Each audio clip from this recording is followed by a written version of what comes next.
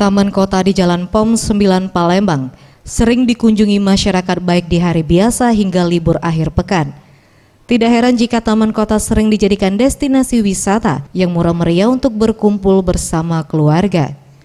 Suasana asri dan fasilitas bermain anak serta terdapat jogging track di area ini membuat ruang terbuka hijau tidak pernah sepi dari kunjungan warga.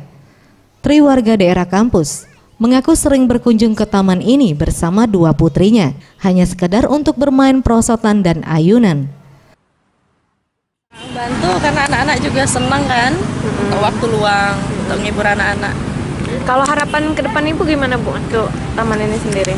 Lebih dibersihin lagi aja kali ya, terus tambah bunga-bunga atau hiasan lain. Ia mengaku bahwa untuk fasilitas di sini sudah lengkap. Namun hanya perlu ditingkatkan lagi masalah fasilitas yang telah banyak rusak dan adanya genangan air yang sangat mengganggu. Tim Liputan Sriwijaya TV.